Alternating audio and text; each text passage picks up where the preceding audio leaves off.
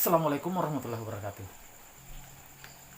Pada video sebelumnya, saya telah merefleksikan pemikiran Ki Hajar Dewantara tentang pendidikan.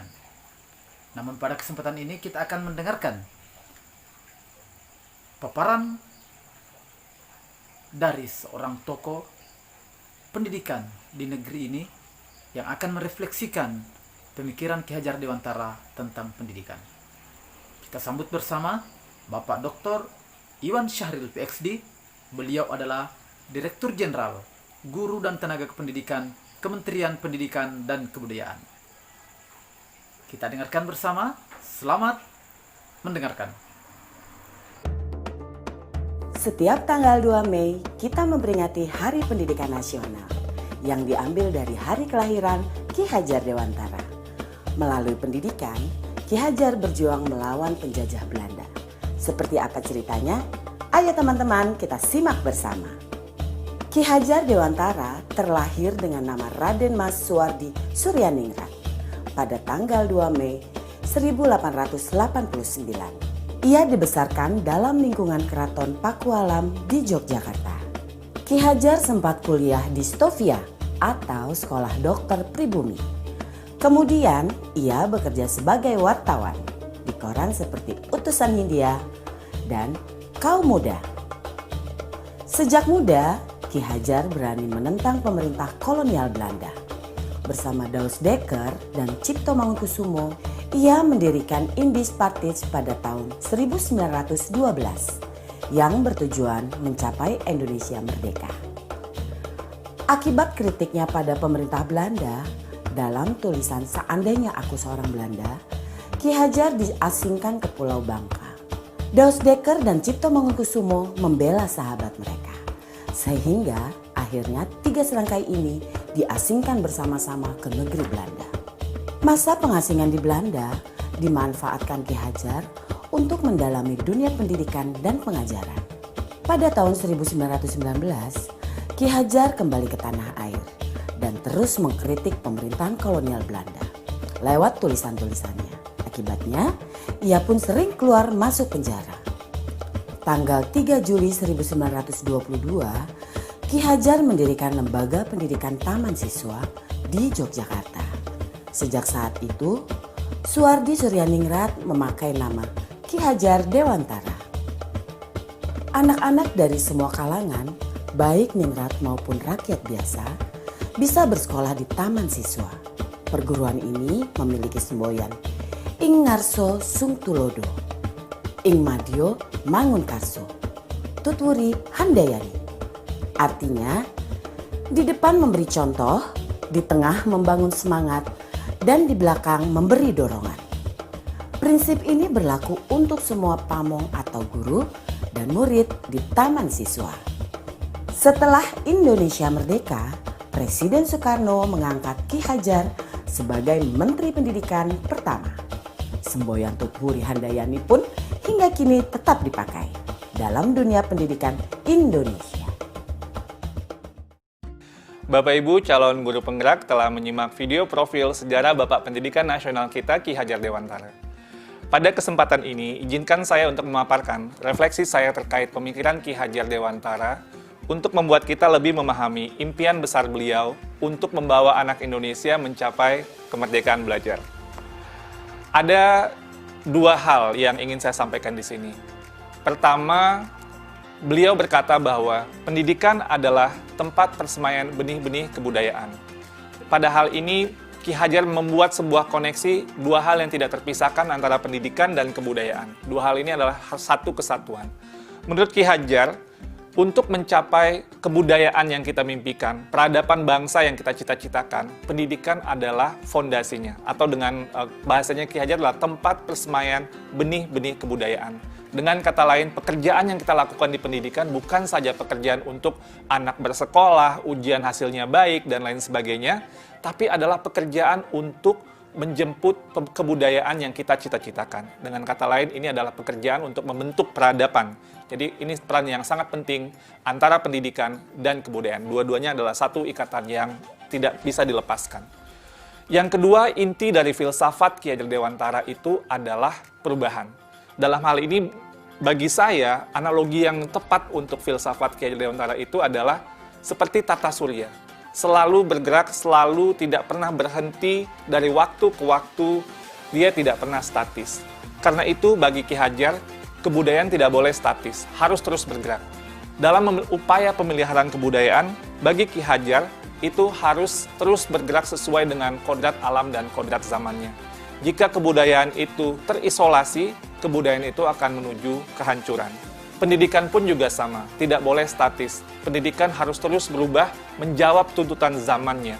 Karena sepertinya kalau dalam tata surya itu, kalau Bapak Ibu bayangkan, kalau planet itu berhenti bergerak statis dia, itu akan terjadi sebuah chaos, sebuah kekacauan. Dan itulah yang dilihat oleh Ki Hajar bahwa semuanya itu harus terus bergerak dan bergerak. Tidak pernah berhenti. Artinya perubahan adalah hal yang kekal, yang harus terus terjadi. Selanjutnya, planet-planet itu pun dalam tata surya tidak ada yang sama. Di sini terlihat keberagaman. Ada planet Merkurius, ada planet Venus, ada Bumi, ada Mars, dan seterusnya. Dalam melihat planet-planet ini, inilah yang kita juga lihat dalam kebudayaan dan pendidikan. Dalam kebudayaan menurut Ki Hajar tidak ada yang sama. Ada kebudayaan yang mungkin seperti Mars, ada seperti Bumi gitu ya, tapi tidak bisa disamakan. Ketika kita melakukan pertukaran kebudayaan, itu bukan untuk menyamakan semuanya, tapi untuk menguatkan identitas dari masing-masing kebudayaan. Dan kebudayaan itu terus berputar dan terus berputar kepada sumbu yang sama. Dan dalam filosofi Ki Hajar, sumbunya ini atau di mana semua planet itu bersumbu itu adalah nilai-nilai kemanusiaan. Dan ini yang menjadi hal yang esensi dari semua kebudayaan, dimanapun kebudayaan itu berada. Baik itu kebudayaan di Indonesia yang beragam maupun kebudayaan dunia yang juga sangat beragam. Esensinya menurut Ki Hajar adalah nilai-nilai kemanusiaan.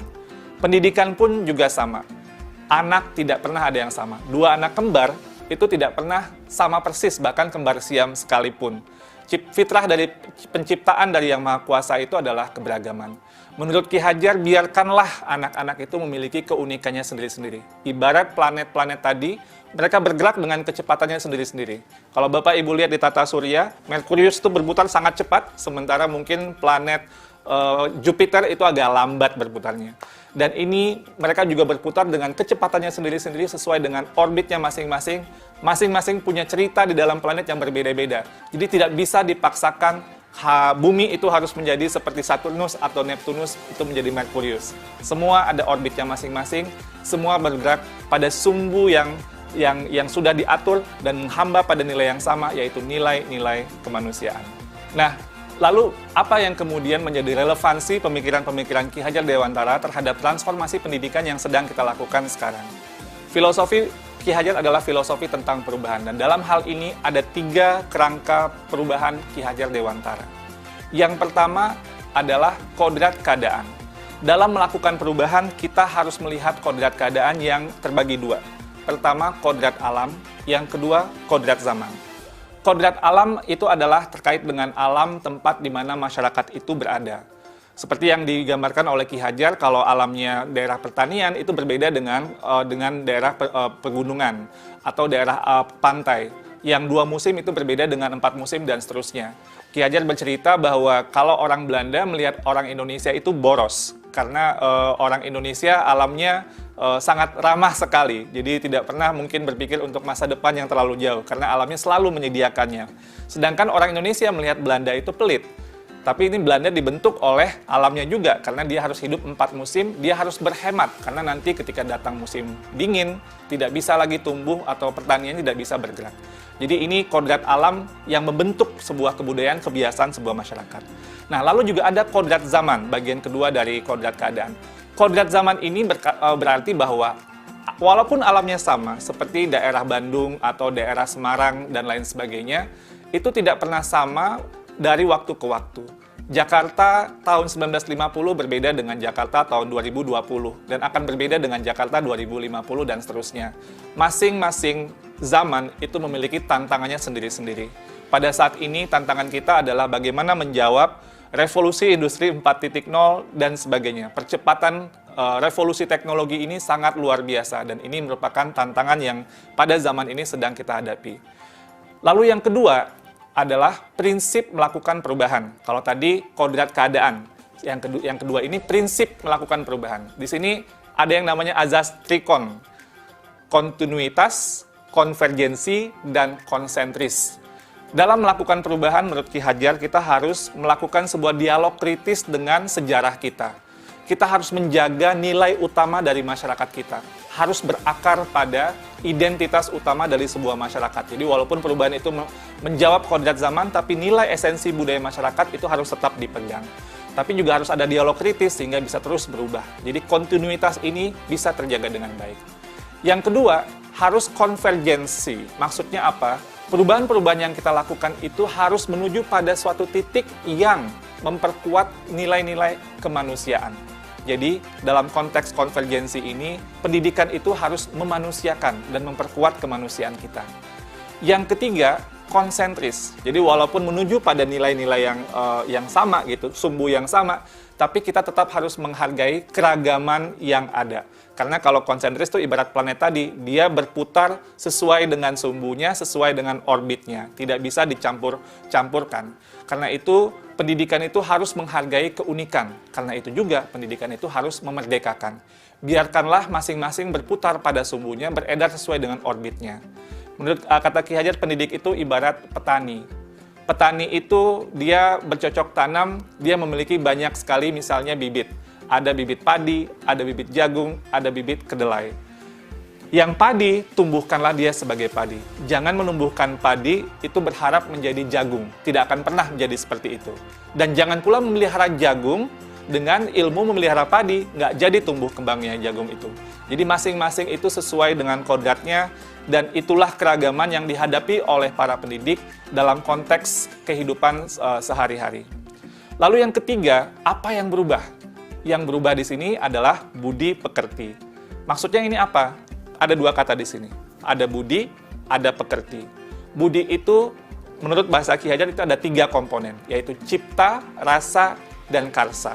Cipta itu artinya pikiran, rasa itu perasaan, karsa itu adalah kemauan. Dan pekerti. Pekerti itu maksudnya tenaga atau raga. Dalam filosofi pendidikan Ki Hajar, ini harus seimbang terjadinya perubahan tersebut.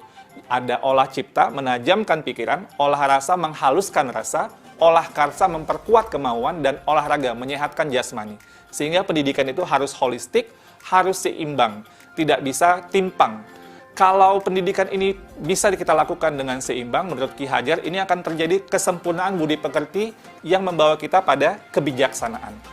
Dengan kata lain, jika kita melakukan pendidikan yang seimbang, tumbuh kembang anak secara holistik, ini akan menghadirkan banyak insan-insan yang penuh kebijaksanaan.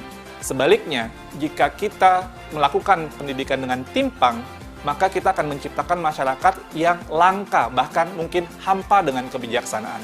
Pada akhirnya, semua disiplin ilmu harus menuju kepada kebijaksanaan. Dan relevansi yang kedua dari apa yang kita pelajari dari filosofi Ki Hajar Dewantara adalah keharusan untuk memandang anak dengan rasa hormat, berorientasi kepada anak. Jadi apa tujuan pendidikan kita? Itu adalah murid, murid, murid. Jadi menurut Ki Hajar, semua yang kita lakukan di bidang pendidikan dan para pendidik itu harus berorientasi penuh kepada murid. Dengan bahasa Ki Hajar, salah satu azas dari Taman Siswa, bebas dari segala ikatan, dengan suci hati mendekati sang anak, tidak untuk meminta suatu hak, namun untuk berhamba pada sang anak. Kata-kata berhamba pada sang anak adalah sebuah analogi, tapi memiliki kedalaman nilai yang luar biasa. Bahwa Ki Hajar, seorang yang sangat ditokohkan, melihat bahwa berorientasi kepada anak ini adalah hal yang paling utama, paling esensial bagi kita para pendidik. Semoga refleksi singkat ini bisa menjadi sebuah inspirasi bagi Bapak Ibu semua, calon-calon guru penggerak yang saya banggakan. Terima kasih Bapak Ibu penggerak, salam bahagia. Oke teman-teman guru semua di mana saja berada, dan khususnya teman-teman calon guru penggerak, demikianlah tadi paparan dari Bapak Dr. Iwan Syahril PhD tentang refleksi pemikiran Ki Hajar Dewantara tentang pendidikan. Semoga bermanfaat untuk kita semua. Salam guru penggerak, merdeka belajar.